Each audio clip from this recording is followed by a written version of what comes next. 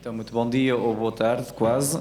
Vou apresentar brevemente o David Sheppard, que irá de seguida conduzir uma masterclass dedicada ao desenho de som para áudio espacial. O David Sheppard trabalha com áudio espacial há mais de 30 anos. No início da sua carreira, especializou-se em performance ao vivo da música clássica contemporânea e obras de compositores como Stockhausen, Boulez, Bestwhistle e Harvey, entre outros.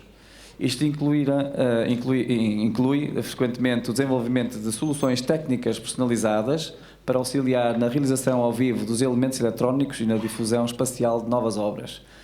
Continua a criar projetos para orquestras e óperas, mas também colabora regularmente com outros géneros, incluindo música eletrónica, rock e projetos pop com artistas como Mira Kallio, os irmãos Desna, da National, John Hopkins e Sigurd Roche. É co-diretor da Lost Gain, uma empresa que trabalha com artistas, espaços de espetáculos e fabricantes para viabilizar e criar eventos musicais com áudio espacial focados na escuta profunda. Isto inclui duas grandes encomendas para 2026. ARA, uma nova experiência imersiva do Sigurd Roche, e Phase, Pattern, Pulse, as obras-primas de Steve Reich, um espetáculo de playback itinerante criado com o Colin Curry Group para o 90º aniversário de Steve Reich. Então, convosco, David Sheppard. Obrigado.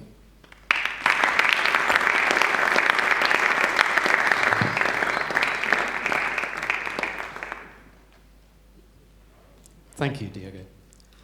And thank you, Jack and Roger, for that great talk previously. Very helpful for me that he's explained how the technology works, because I'm going to step beyond the technology at this point and start looking at it in a creative way and how we can use it for music. So, who am I? I've been working probably over 30 years now in music performance, and that's primarily in the world of amplified or reinforced music or things with live electronic processing. And so I've had various roles over these years. So these are the ones most people see me as. So I'm a sound engineer.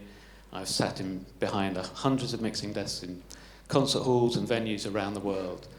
I use technology, and I have to understand that technology in order to make sure I use it the best way I can. And then more and more people ask me to be a sound designer, and by that, again, I'm talking more about live music, not in the world of film or game design or things like that, not creating sounds, but doing the sort of things that Roger was telling you about, the idea that you have to design a system that's going to achieve what the show, what the artist is looking for. But within all of that, and throughout my career, I've always thought of myself actually as much as these things as a musician. For me, it's all about using these tools to make the performance of music work. And in those performances, I'm not just being sure that the sound levels are balanced. I'm actually contributing to how you, the listener, the audience, experiences the music. So I've always seen the tools as an instrument, and I like to think about all the aspects of doing sound as an instrument, as something I can perform with. And that's not just the loudspeakers and the mixing desk and the microphones. It's obviously the performers are part of that chain, the signal flow, if you like, but it's also the room we're in. And for any of you that do mix live shows, that's one of the first things you have to think about is what's the space, what's it sound like, what's it adding to the sound, and how can I use that, or how can I try and cancel it out in order to make the music work. So that's been a big part of working with traditional stage performances. But what's really exciting about spatial audio, and when I'm talking about spatial audio, I'm going to be talking entirely about 360 spatial audio, is that this opens up new tools to be creative and to be musical. So I want to explore with you over the next hour and a half is how we can use this system to be more musical and to be creative. So let's just recap on what we've learned so far. So we've heard about the idea of these object-based systems, and you can see there an image of a venue with objects and loudspeakers that we've already been talking about. And of course, that main idea that was explored very, very clearly just now is the idea of clarity and localization. So we use the objects and the DS100 and other systems, obviously there are out there, but we are very grateful and very glad that we're using the D&B system in here, is that we can make sure that the amplified sound sounds like it's coming from the instrument. So we're not in that situation where you're sat there near the loudspeaker and all you hear is everything coming out of a loudspeaker. It sounds like music, it sounds like musicians. We've then got theatre effects. So this is something that, again, you may have experienced, but it's the idea that if we can use a 360 system, we can help what's happening on the stage become more believable. We can start to introduce the idea that if on stage we're referring to something that's set in where there's a storm coming, a storm can start sounding around you. You can start to hear distant thunder. Maybe you hear the rain starting to arrive. It can refer to other things that are happening on stage that bring clarity and add to the drama of the theatre. It's a very powerful thing to add into that kind of experience. We've then got the acoustic context, and that's where we ended up at the end of Roger's session, was the idea that by having on space, we can change the acoustic of the space that the sounds are coming from. So that can be a creative thing, that could be used in theatrical things, but it can also be for different types of music. So even though you might hear your string quartet on stage, the hall may not be the most perfect acoustic for that string quartet. So we don't need to amplify them, but we can just place them into an acoustic. And that acoustic becomes very real because, as we know, it's using the reflections of a real space set in the room around you and adjusted to this room to sound like that space. So these are all already very creative tools. We've then got music effects, and this is again something you may have experienced, and it's the idea that performers are on stage, they're creating their music maybe acoustically or maybe electronically, but every now and then they want to extend what they're doing into the audience. So they might create a sound which then spins into the audience, moves around the space and comes back. Or it might be we have some delays in different parts of the space, and at certain moments a drum beat or a sound, a synth sound, or even a vocal might suddenly just use that effect to add something to the performance on the stage. So, what I want to do now is take us into the realm of the spatial 360. And what I'm going to do now is say, okay, these are all very successful and I think a big advantage to any stage-based sound. But what I want to do is say, let's start to forget about the stage. The performance area now I'm going to talk about is where you're sitting. And this is all about experiencing music in the space where you are, using the sound system, and we're not going to refer to the stage. In this space, you are all facing this area, and it is a stage, but let's assume that you could be sitting on the floor, lying on the floor, or facing in any direction you wanted to. And that's one of the starting points of this creative journey, is that we're not limited to always having to have the sound, the music, focused to one place. So, on my list, what have I got? So there we go, extends beyond the stage. So the idea is that I'm going to ask you, as I've already said, to forget about the stage, but also that means you're also going to start forgetting about what's making the sound. And that's an important thing to consider, because if I'm going to be the thing that is spatialized, it's very hard for you to disengage from the fact that I'm stood here, but my sound might be moving around the space. And that was explored a little bit with the string quartet, where we had the sound in the wrong place, and it was, Roger's brain exploded at one point. So we don't want that to happen again. So I'm going to say, ignore wherever the sound, what's making the sound. It's important, of course, but it's not what the experience is going to be about. So, by doing that, if we move across to the other side, the sound is becoming the pure focus. So what we're trying to do here with the creative use of this technology is to take you into the center and for you to really make contact with the music. And by removing the source of that music, you're not distracted by anything else. It becomes purely about that connection. Now, performers, artists, obviously want to share with you. They want you to know that it's come from them. But in this kind of format, that's taken as given. You know who you're coming to hear. You know what this performance is about. But it's now allowing you to become the focus. The sound's the focus, and then it's relating to you, the listener, far more than you experiencing what someone else is doing on a stage. So, with all of this brings creative potential. What can we do? How can we explore this as a musician? So from the artist's perspective, what is this potential we can look at?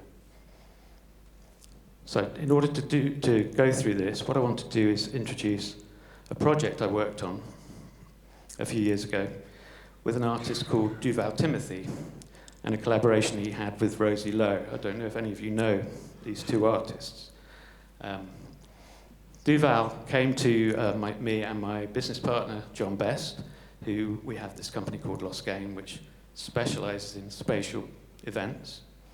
And he asked us to consider how this new record that he was making could go out to performing, to performances, to people, an audience like you, but without him being there.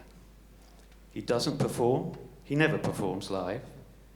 He doesn't want that to be the way his art is experienced, but he understands that the potential of just pressing play and listening to his album on a CD or a record in 2 speakers in a room didn't appeal to him. So he wanted to understand, can spatial audio do something with his music that would actually make a meaningful kind of experience? So what I'd like to do is play the song for this one song called Son, which is the title of the album, but it's also the track we're going to work with. We'll just play it straight through. It's in stereo as I play it, so it's coming out of, I think, the inner 2, speaker 2 and speaker 4 of the 5 up there, as intended. So this is the mix he made in the studio with Rosie, and we're just going to have a listen to that, and then we'll go a bit deeper into the piece and see what we can do with it creatively.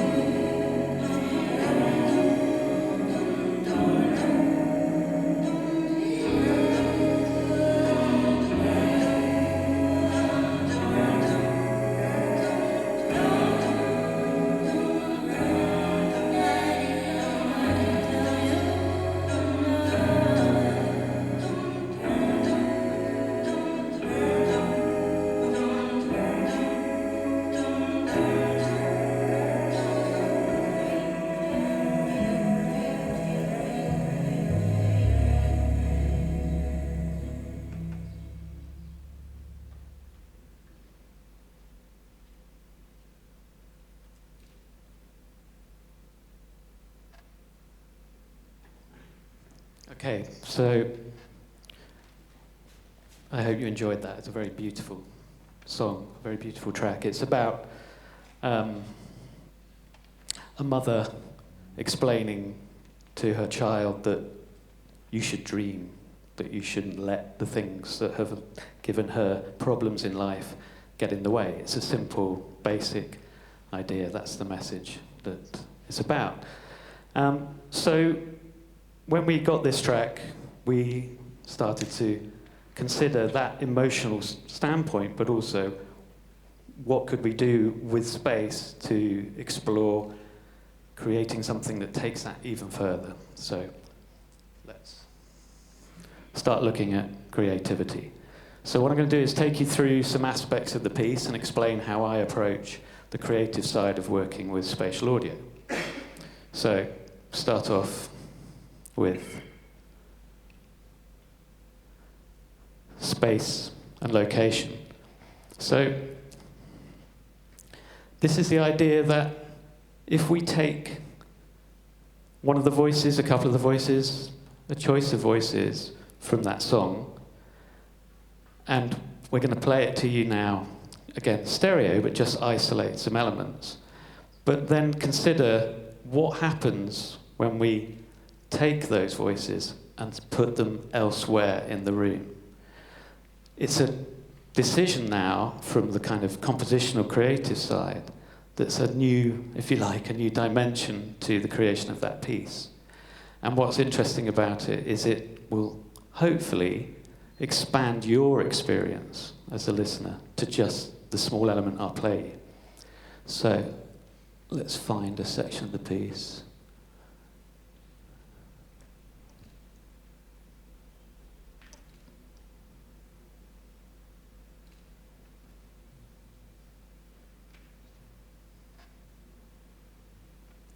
And first of all, I will play it to you in stereo.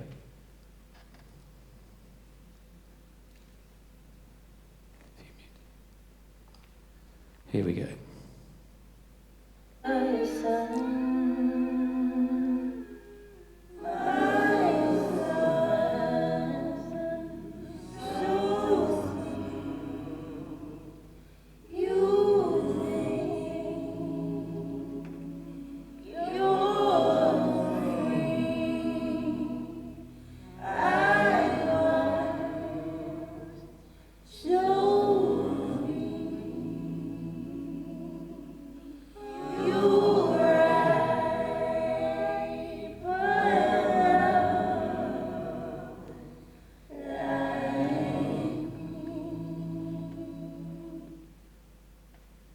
Okay, so a number of voices there, one of the choruses that the whole piece is made up of.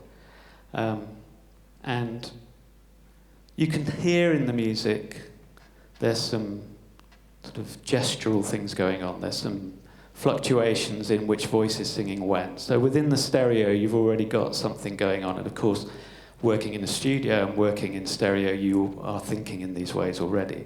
But now let's push those sounds, those voices, into the space. So they become people that are now going to be singing around you.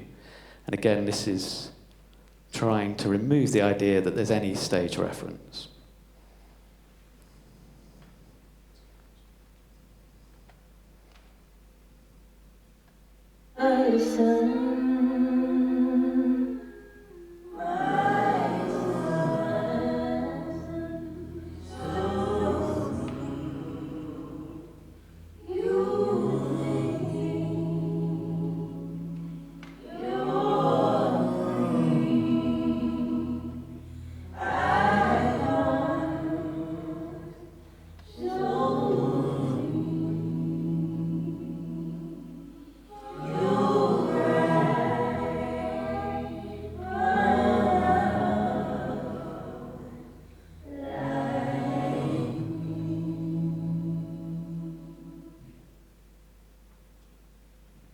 So hopefully you felt the difference, and hopefully it was helpful in a good way, in that I think particularly with this music, it starts to allow you to feel held by the music. Suddenly, there's something more going on here than just listening to some music through some speakers.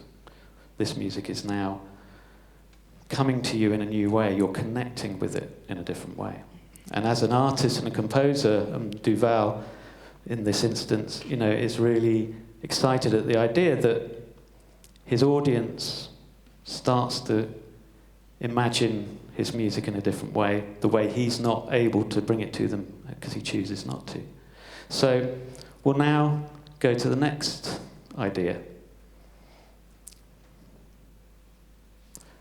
Musical clarity. So we talked about clarity of localization before and the clarity of instruments. And it's an interesting thing that when I've worked with lots of composers over the years, that they've been waiting for this kind of system so that there's more clarity about what people hear coming from the stage.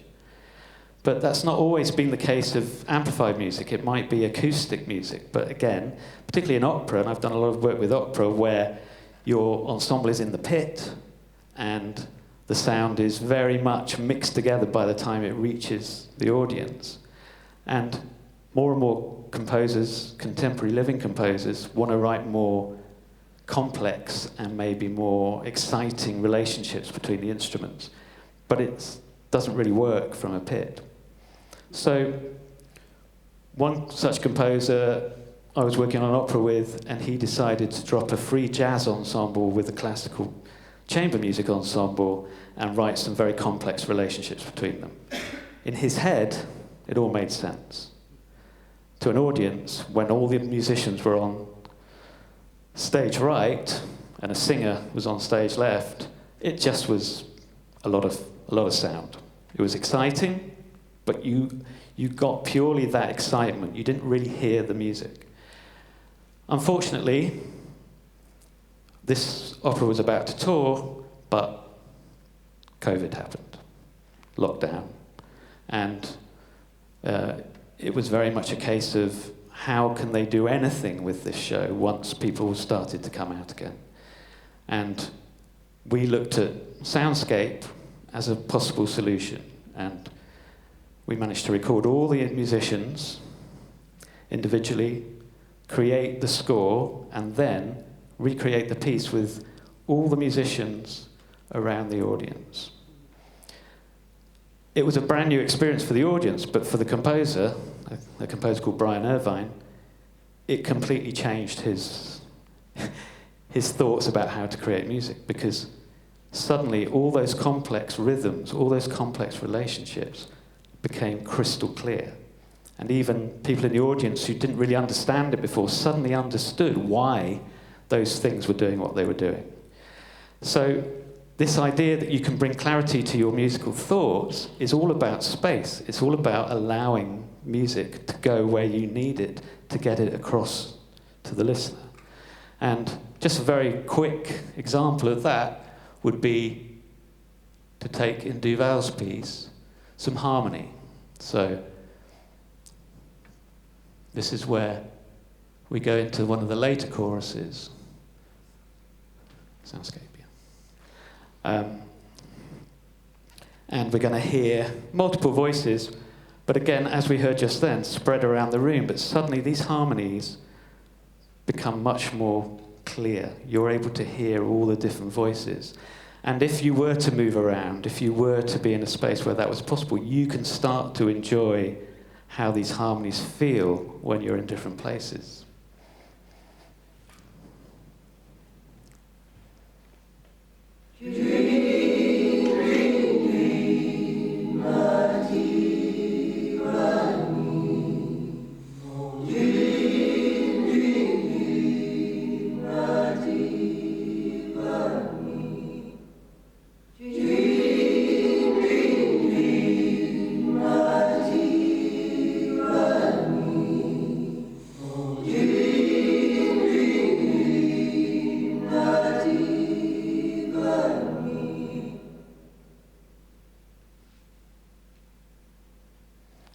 So, what should we look at next? Movement.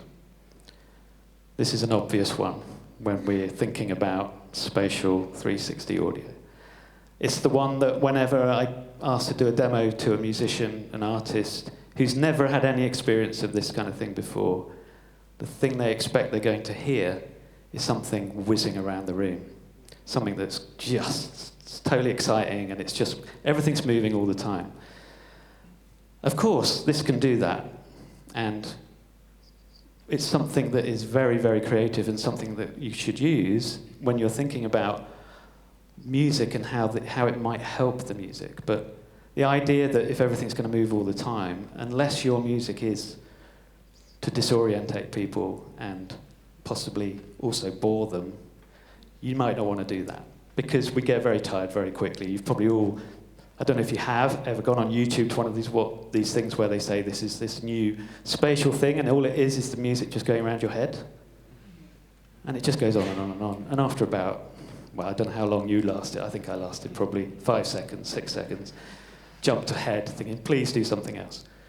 It's very tiring to the ears. It doesn't make any sense to the music unless your music is, I want you to feel tired and get very dizzy and feel a bit sick.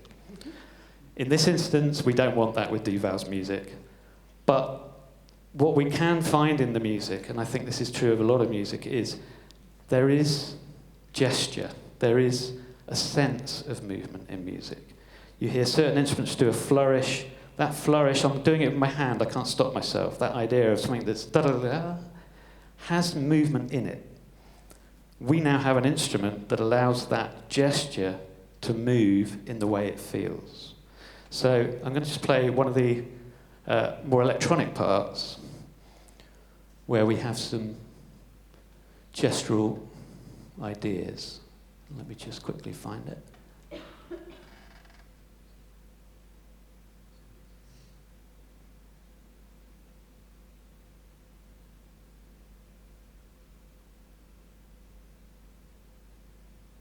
So we'll start by playing it in stereo again, just so you hear how Duval mixed it.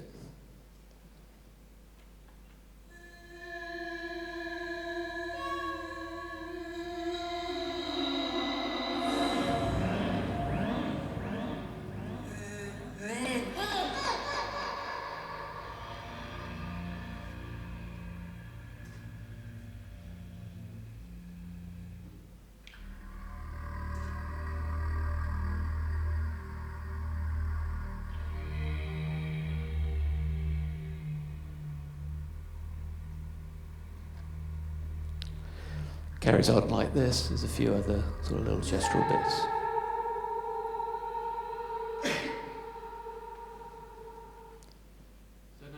So now let's go back to that again, and we'll play it with some movement.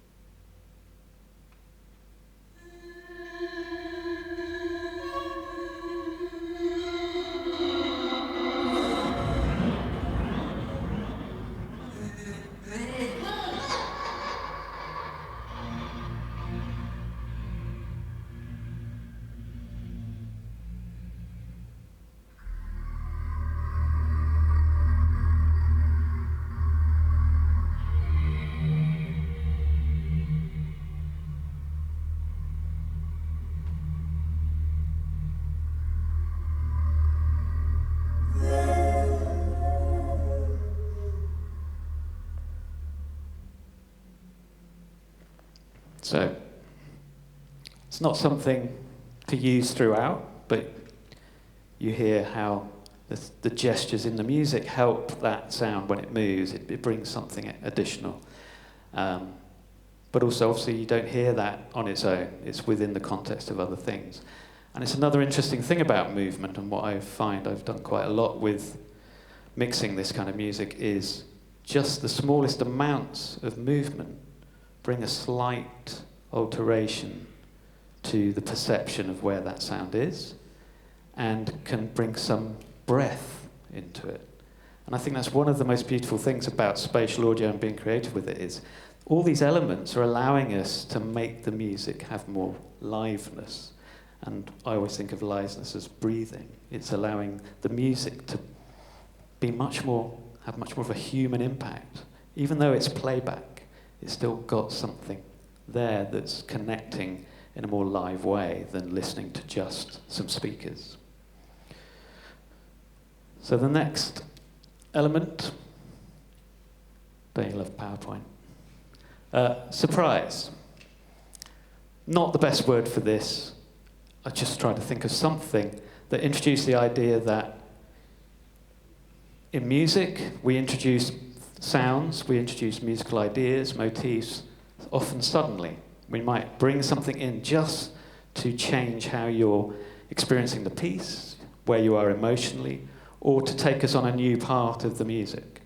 And I don't know if you remember when you listened to the whole thing, right towards the end, we suddenly had these short, sharp vocal lines, rather than these fluid, melodic lines. So when these moments happen, again, space brings us another dimension that we can play with. And again, it allows what the idea of that in the music is doing to become even more into focus. So I'll try and find that section for you. And I'll put it in with the harmony.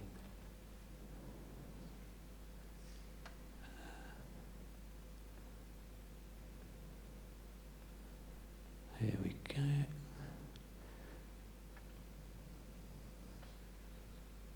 So this is soundscape. Okay, so this is towards the end of the piece when we just come out of the previous section.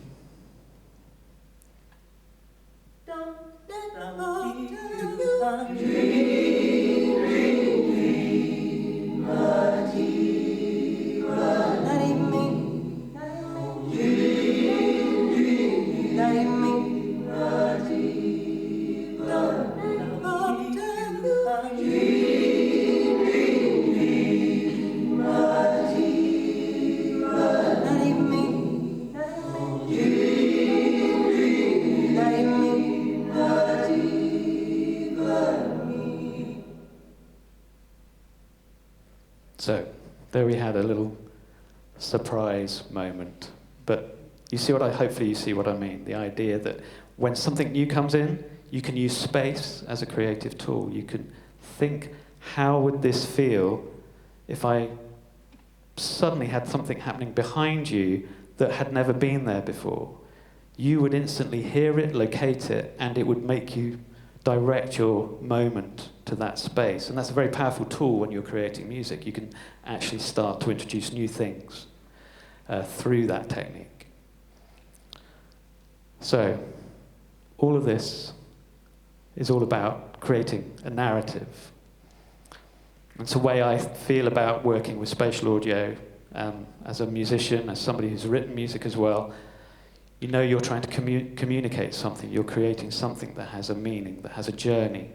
And all these techniques, and it's been a very quick guide to it, but these techniques are about building that narrative. So it's not just the idea that I can write some lyrics that you understand, and that's taking you on that journey. I write some harmonies that make you feel a certain way, and some rhythms that maybe raise your breath or your heart, your pulse. It's about how can I also introduce more of the story, more of the journey that I want to take you on. And I feel like what all this does most powerfully is it brings emotional connection. And that's what a lot of music is about. It's about connecting with the person you're playing your music to. And I feel what these systems and what spatial audio allows us to do is do that in a way that it's very hard for just a pair of speakers and a stage to do. It can be done, but it's not always about that when you go to a gig. We love gigs, we all enjoy them, but we're there for a certain kind of experience. But that experience is only partially the connection with the music. It's the connection with the other people you're with, obviously, but also the band or the orchestra or whoever they are.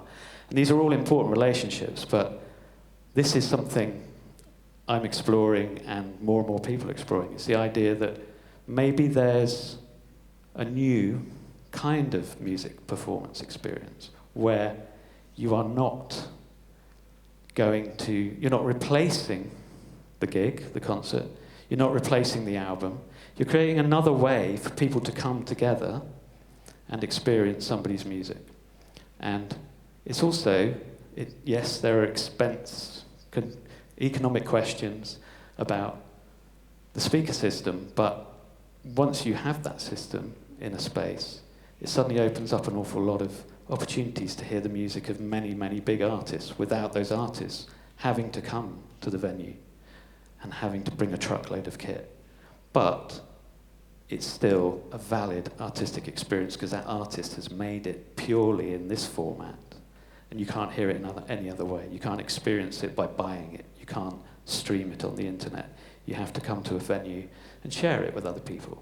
So what I'd like to do now is play you the song again, if you don't mind, but this time in the full 360 spatial. So go back to the top, and if I can ask for the lights to go down, we can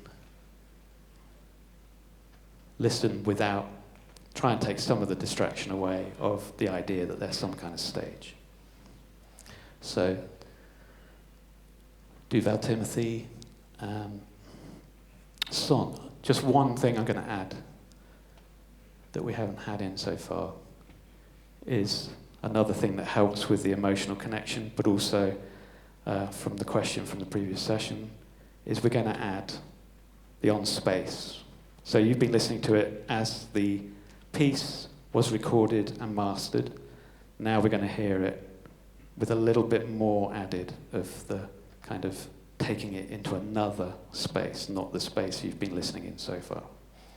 So here we go.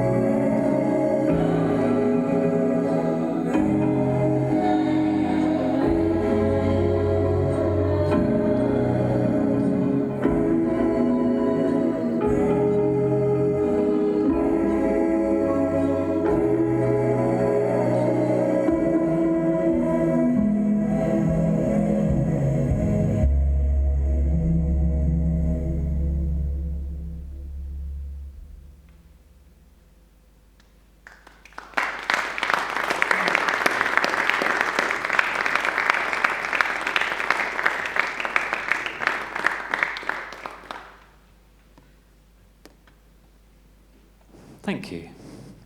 And thanks, Duval. Has anyone got any questions at this point? Hopefully there'll be time towards the end, but if anyone's confused by anything or has anything they'd like to ask? No? Fine. So let's move on. What's the shame about that experience is that Duval never moved it any further. He wanted the whole album to be put into a gallery space and made available for free, but also wasn't prepared to find somebody to pay for getting all that put in and made free. So it didn't happen as a performance, but has gone on to be the track used by D&B and by his record company and by other people as the example of what you could have had. So this brings up a question which I'd like to just take a little look at, which is the challenges for working purely in spatial music. And I just want to say at this point, when I'm talking about spatial music, I'm not just talking about playback, although that is a very, hopefully as you're appreciating, a very powerful experience. It can be done with musicians in the room. It can be done in a kind of hybrid way of a stage and these kind of elements happening around you if it's carefully worked on. But there are challenges for all of these things. But I think it's fairly obvious when you start to think about them what those might be. So let's start with the artists. Artists need access to the equipment. If they're going to create and write music that can be performed in this way, they need to understand what they're writing for, what the instrument is. That's an ongoing challenge. But we really, really need them to make content, because we then look to the next issue, which is venues, and venues with these systems. We need as many venues as possible to make it a viable prospect. But obviously, as you see, it's not a simple thing to put in a system, and we talked about not being able to rig overhead, and obviously these speakers in the alcoves, in certain seats, those speakers are hidden, so it's not giving us the full image we'd really like. So there's issues about putting systems in. And then audience demand. So audiences need to want this to happen. And I think, as you can hear as I'm talking, there is this thing going on, which is artists are going to struggle to make content if they haven't got anywhere for this content to go. The venues are going to struggle to get the audience if they can't have systems and content to put in it. And the audience are only going to show up if the content is there. So we've got this cycle we need to try and break in order to make this some sort of viable thing. This is something that John and I and Losgain have been working on for many years now, and the good news is it's changing. More and more software is available for people to work, where they can work on headphones or on a small number of speakers. You can use plugins in Ableton Live and other systems that can allow you to start to experiment and then transfer it into a venue with a system.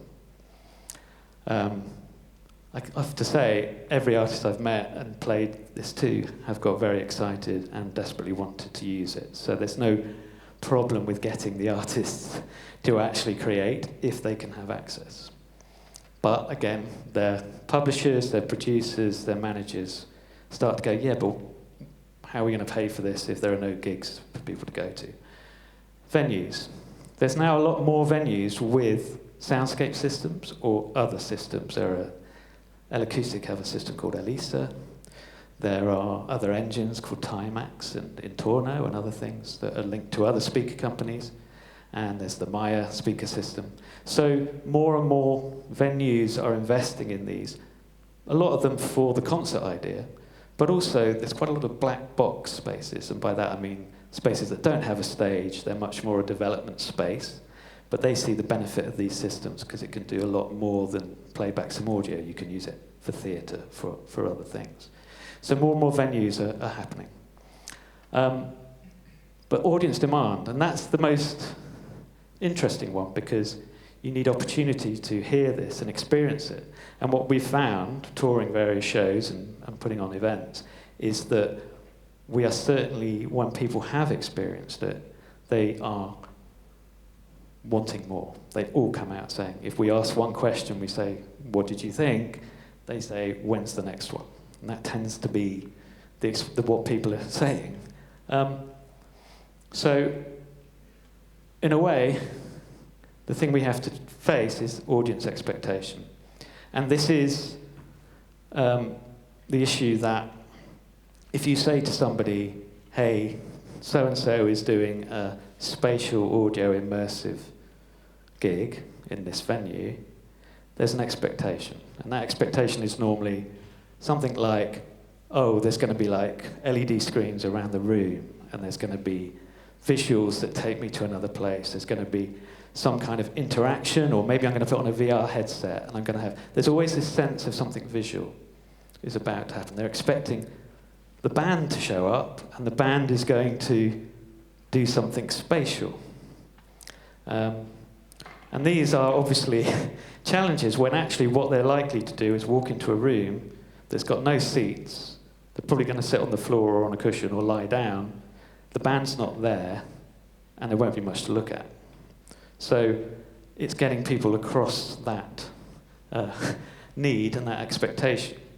And that's something we are doing as much as we can to do. And we're actually one of the projects that Diego mentioned at the start that I'm working on is a project with Sigur Rós called ARA, where we're working with academics at Oxford University who are looking into this idea of what the visual aspect might be, that, if anything, the starting point was have nothing, lights off. Even the band themselves said, nah, just do it in the dark. So these are the challenges we face to get people to come. But within that, there's also why do it that way? And I keep talking about distractions of visual things. But it's also that when this really works, it's when you're really listening. But we never get the opportunity to listen in this way. We very rarely get to be somewhere where nothing else is in our mind, nothing else is distracting us. We can completely switch off and purely connect to the music. You can do that with headphones to an extent. But again, often the fact that you've got something plugged into your ears or over your ears, you're possibly not in an ideal position to do it. So other things might be going on around you. So it's partly the idea of how to listen. It's not straightforward. What we try and do with our events is create a situation where when you walk in, you are given some ideas about what's about to happen. The room is set up that it encourages you to relax, to lie down, to take away any thought of stage and other things. And people are allowed to bring drinks, and it's a very social atmosphere. But then when we begin, lights off, lights down, and suddenly you enter a new space.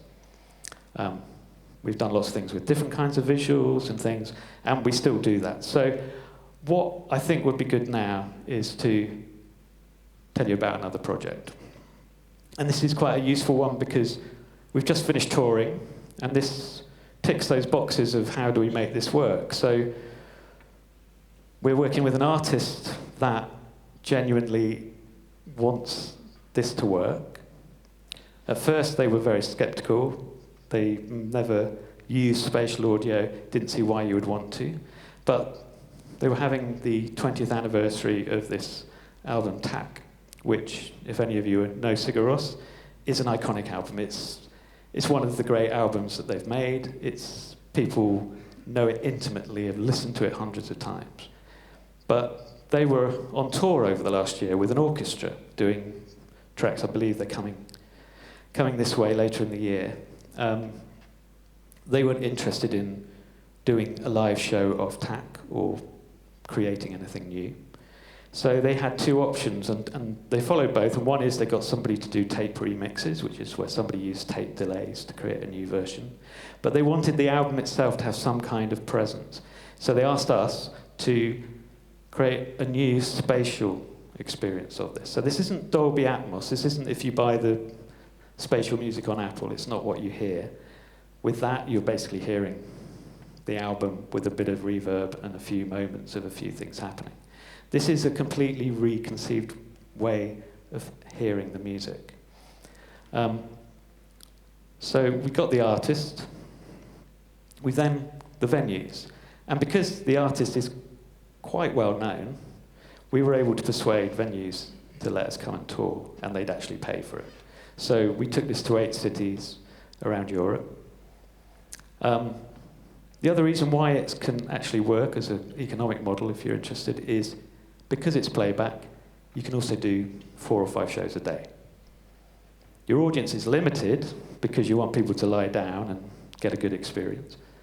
But by repeating the show every hour and a half, your ticket sales add up to a full sell-out concert. And then you can have 2 more days of that. So it works for the venues. And the audience also quite liked the band. So they were prepared to show up. They loved the album, they loved the band. What is this thing?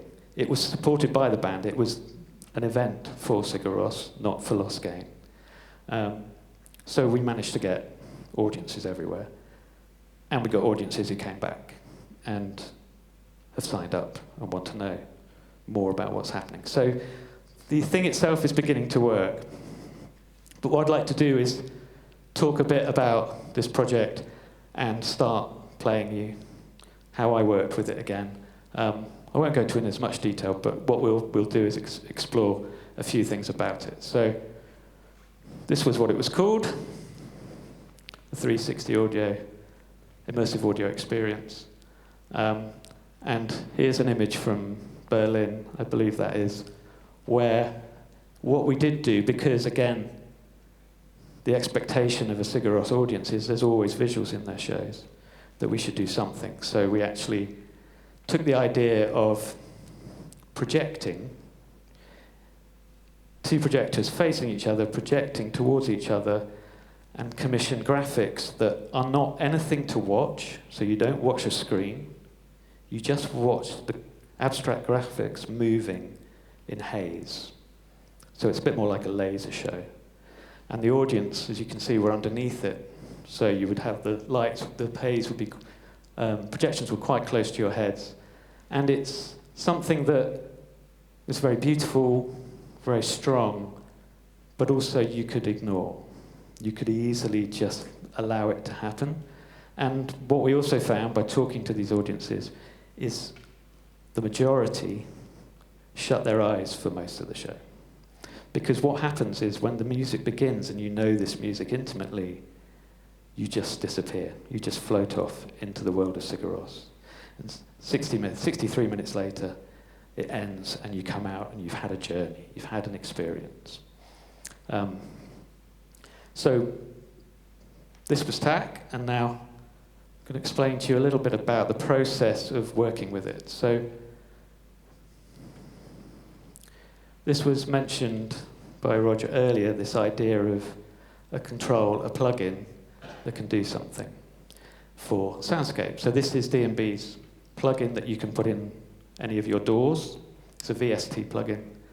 And you can see all the elements that were talked about. So we've got our X, Y, we've got our reverb send, we've got our spread, and our delay settings. What I have in this is on every single track, I have an object. So every single instrument, every element of the music, there's an object. And every single object has a plugin, and every single plugin is automated for the entire show. So I'm able to build and compose this spatial journey entirely inside just my door, using just that as the tool and this plugin. I'm just going to quickly load up the project.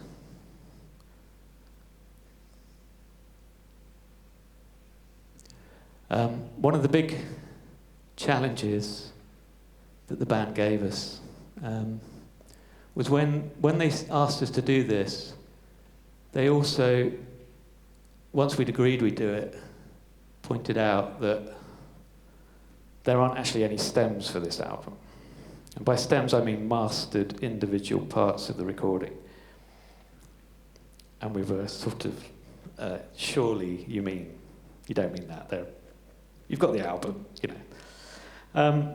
They said, well, for the Dolby Atmos, we sent it off, and the best guy in LA did stem separation. I don't know if any of you tried stem separation, but even the best guy in LA, stem separation is not an album's worth of tracks. It's drums, bass, vocal, other. Sigur Ros's music is 90% other. So this was a challenge. We dug a bit deeper and we found that actually the producer, Paul Corley, had got the original, the Pro Tools session that was used in the final mixing.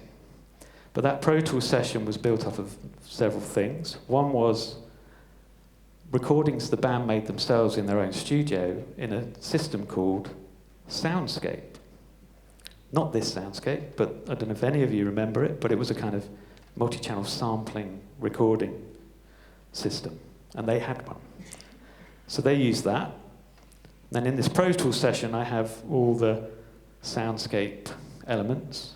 I then have some tape returns that they made when they took those elements and did a few things to them and put them back in. And then I had some random sounds.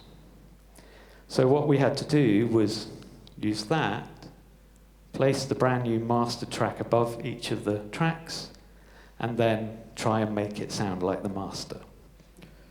What they did is they went into a studio with all of that and then, in real time, added effects and compression and other things and captured that. The thing they captured, we don't have access to. So it was quite a journey. A few other fun facts. Most of the tracks had tape fluctuation in, so the tempo shifted. So I had to do time shifting of the tracks in order to match the master. 3 or 4 of them were at a different pitch. So I had to retune entire tracks. Honestly, it was definitely worth it. But it was also a blessing because when we played this to the band, and unfortunately we could only play it in quite a small soundscape studio, so they didn't get the venue experience, because we've designed this for a venue. It's not for home listening, it's for a room that resonates, that feels like a venue, where you can have a big sound system. When we played it to them, all they could do, and I asked them not to do this when they went in, but they did it anyway. All they could do is think about the production of the version that they made. So they're going, but there's phasing on the strings. Like the guitars aren't compressed enough. There's lots of comments. And they assumed it was because we didn't have the right materials. But actually, when we took it further with them, they understood that, no, we'd actually recreated the album pretty accurately, but we deliberately did certain things because we wanted people to, when they experienced this, to not be listening to a playback of an album through speakers. We wanted them to be hearing instruments in the room. We wanted those sounds to feel like living elements of the music happening right there, right then. And if you compress everything and tweak everything so they fit into a narrow band that can come out of 2 speakers, and you treat all the sounds like that in spatial, it starts to sound quite boring. You need an element of jeopardy, like live music, things that make it much more exciting to listen to. So eventually I built in Reaper, which is my DAW of choice, the full album, and it takes up 61 objects in total. Those instruments change at times. Sometimes they're strings, sometimes they're brass, but you can obviously automate everything and change everything. So using this plugin, I'm able to, where did I put my clicker? I'm able to have control over every object. So there we have the beginning of the piece I'm going to play, which is Celeste. You can see all the objects at their starting positions. This is the view inside the plugin. We will switch to the actual R1 in a moment, not just yet, where you can see things moving and how the automation is working. But here's a view of how the automation is working in Reaper. So this is one of the backing vocal tracks of Yonsei, and you can see in the X and the Y, we've got some curves happening. So I guess you can imagine what that is. That's the sound moving around the space, separate control over each. We've got reverb control. We've got a spread, which I've kept at the standard. But you can see down the bottom is the delay mode, which, because it's moving and it's inside the speakers a lot of the time, is off. So we're not using delay on this particular part. In fact, why don't I quickly play that selection.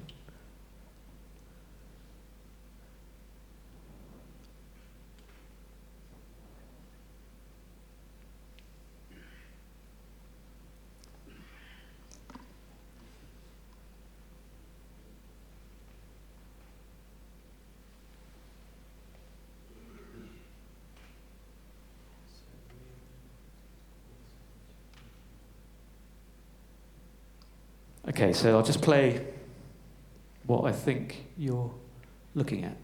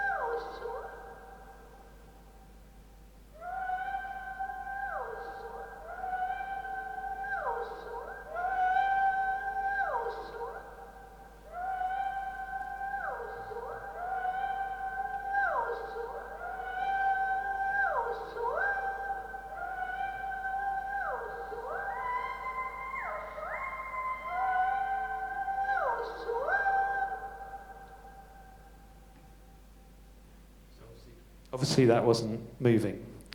It wasn't connected, sorry. But you could hear that those shapes, it wasn't a pure circle, it was actually drifting more across and around. So what I'd like to do is show you what's going on with all the objects in R1. And I'd like to play you Celeste, and you can watch.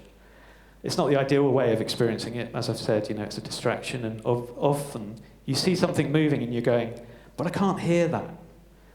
And it's partly because that's not the intention, is for you to pick that one thing out and actually accurately go, yes, it's doing that shape. It's actually just to create the sense of motion and have a change of the frequency makeup of what's happening in the room. So you might be misled by what you see. There's no labeling, so you'll have to work it out for yourselves, which object is doing what. But if you're up for it, I'll play you Celeste. It's 6 minutes long, and it's definitely worth a listen, I think. It's a really good example of building something, because if you know the piece, it starts with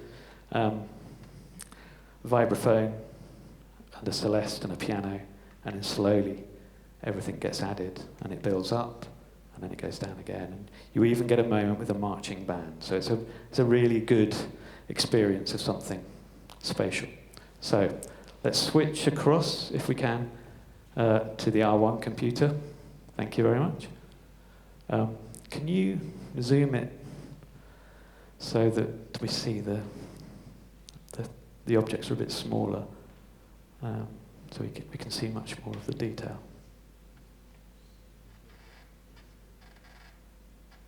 You're seeing behind the scenes of the engine. And then reduce the...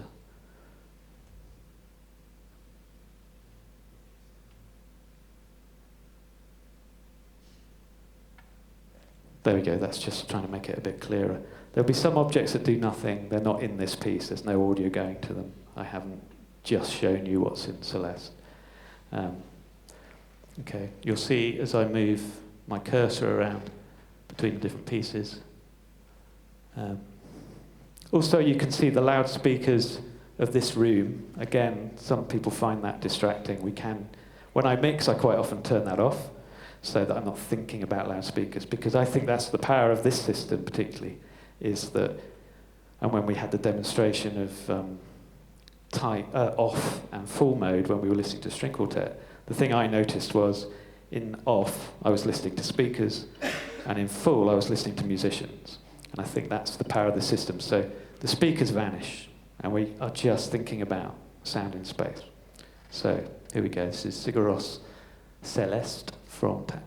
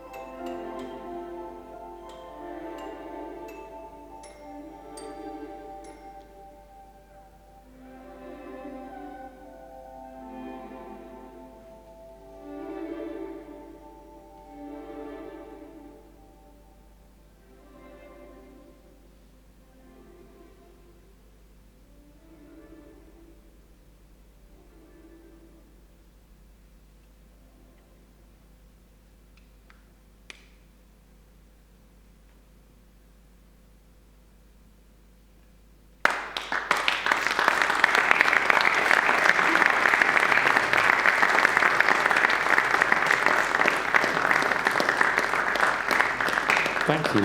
Thank you. Could we just switch back to the presentation screen? I guess I've run out of time. I mean, I could play you some more, but you'd have to stick around for a bit longer. But if not, thank you very much for your attention. I hope it's been interesting. Please do come and chat to me if you want to talk about it some more. And yeah, Lost Gain is my company. Currently working on a website, sorry. It will be lostgain.live. But we will keep in touch with the school, and also DMB are very good at promoting our work, but we've got various projects on the go. If you can come to ARA, we'll try and bring it here, the Sigur Rós experience. And also the Steve Reich tour is going to go across Europe, so that'll be quite an amazing experience if you know his music, where you're inside phasing and hocketing and multiple rhythms. An interesting challenge, but it's worth it. Thanks very much.